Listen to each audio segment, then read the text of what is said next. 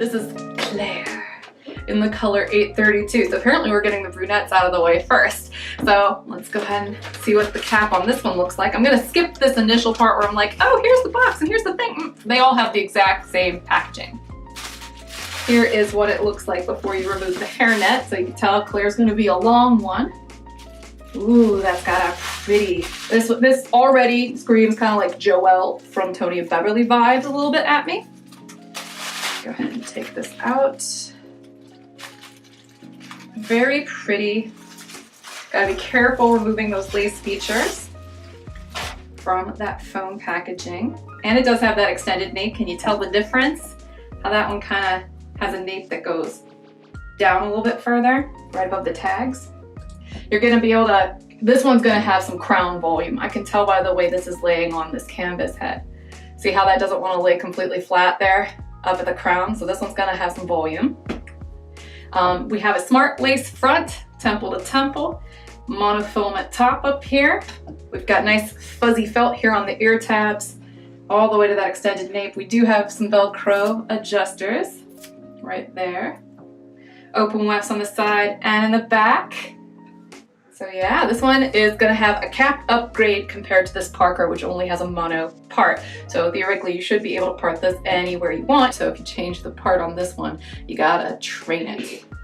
Gonna comb this puppy out.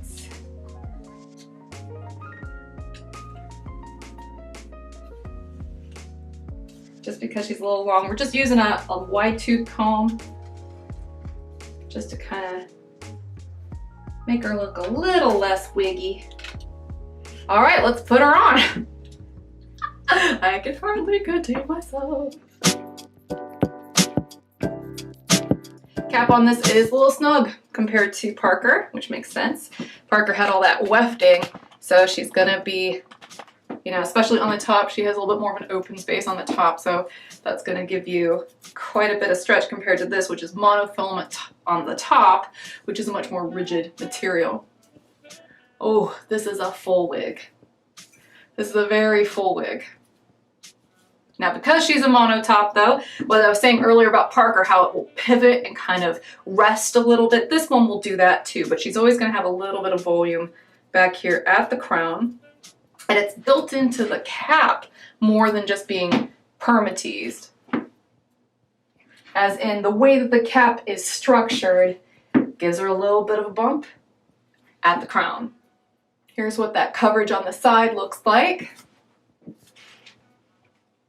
My natural sideburns are dark. They've got a little bit of salt to their pepper, so hopefully you can kind of see where the wig ends and my gray begins. But it blends pretty nicely. You know, that's that monofilament top. Let me go ahead and do my 360 so you can see what this one looks like.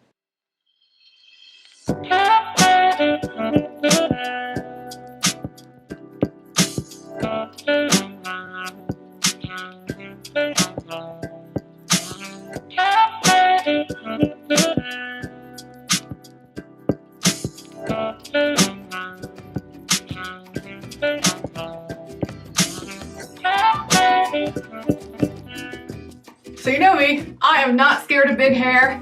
I like this one a lot. I like the length of it. I think it's really girly looking.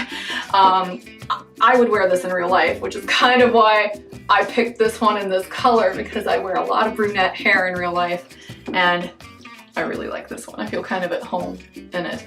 Now it will tangle. This is a really dry fiber. It's not super shiny. It feels really nice, but it's not like a silky satiny feel. It just feels like hair.